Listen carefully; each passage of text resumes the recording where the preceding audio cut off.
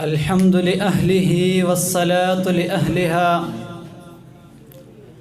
أما بعد فأعوذ بالله من الشيطان الرجيم. بسم الله الرحمن الرحيم. قال الله تبارك وتعالى في القرآن المجيد والفرقان الحميد: وسيجنبها الأتقى الذي يؤتي ماله يتزكى. صدق الله العظيم.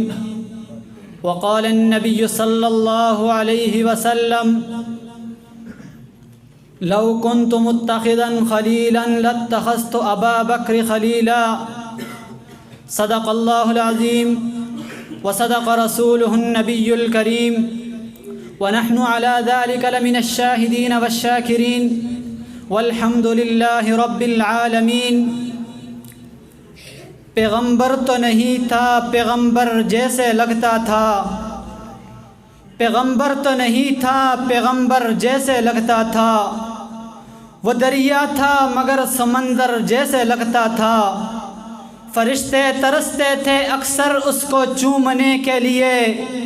وہ مسجد کے ممبر و محراب جیسا لگتا تھا.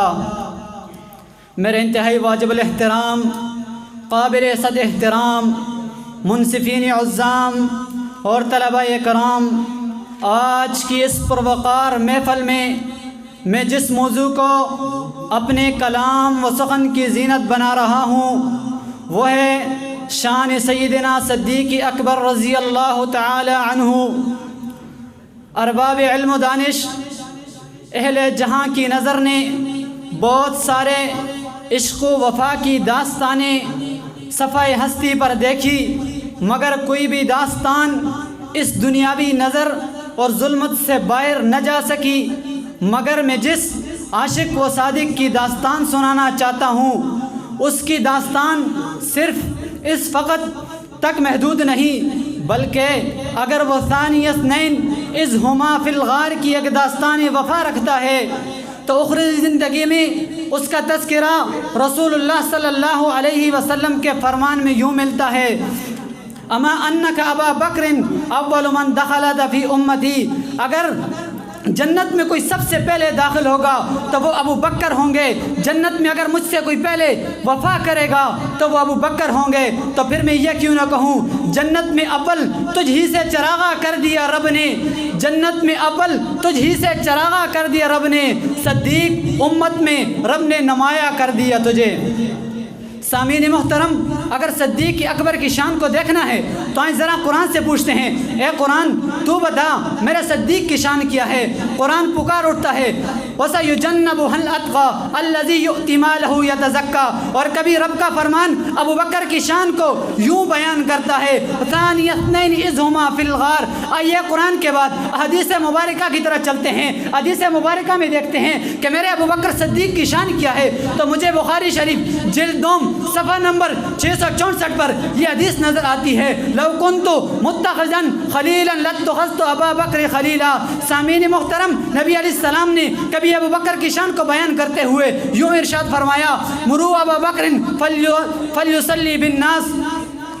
ارے اس صدیق اکبر کی شان کو میں کیسے بیان کروں گا جس کو قرآن کے 7 آیات مبارکہ بیان کرتی ہے، رسول اللہ صلی اللہ علیہ وسلم کا فرمان مبارک بیان کرتا ہے. تو میں الفاظ دیگر یوں کہوں گا: جب سب نفرت کر رہے تھے جو پیار کر رہا تھا اسے صدیق اکبر کہتے ہیں. جب سب حضور سے نفرت کر رہے تھے جو پیار کر رہا تھا اسے ابو بکر کہتے ہیں. جب سب انکاری تھے جو پیار کر رہا تھا اسے صدیق اکبر کہتے ہیں. جب سب جان چھڑا رہے تھے جو مال لٹا رہا تھا اسے صدیق اکبر کہتے ہیں. جس نے اپنا سب کچھ حضور پہ قربان کیا اسے صدیق اکبر کہتے ہیں. جس نے اپنی بیٹی حضور کو دی اسے صدیق اکبر کہتے ہیں. جس نے نبی کے ساتھ غار حرا کا سفر کیا اسے صدیق اکبر کہتے ہیں. جس نے نبوت کا بوجھ اپنے کندھے پہ اٹھایا اسے صدیق اکبر کہتے ہیں. جس پر نبی نے اپنے نبوت کا بوجھ ڈال دیا اسے صدیق اکبر کہتے ہیں. جس کے گھر سے دولہا رسول اللہ بنتے ہیں اس کو صدیق اکبر کہتے ہیں. اور جو قیامت کے دن سب سے پہلے حساب کے لیے پیش ہوگا اسے صدیق اکبر کہتے ہیں. تو پھر میں کیوں نہ کہوں صدیق کی صداقت سے چمن میں پھول کھلتے ہیں. صدیق کی صداقت سے چمن میں پھول کھلتے ہیں، انہی کے نقش و قدم سے اصول بنتے ہیں۔ ارے تم نہ پوچھو مجھ سے شان صدیق اکبر کی، حضوت ان کے گھر سے تو دولہا رسول اللہ بنتے ہیں۔ وآخر دعوانا الحمدللہ رب العالمین۔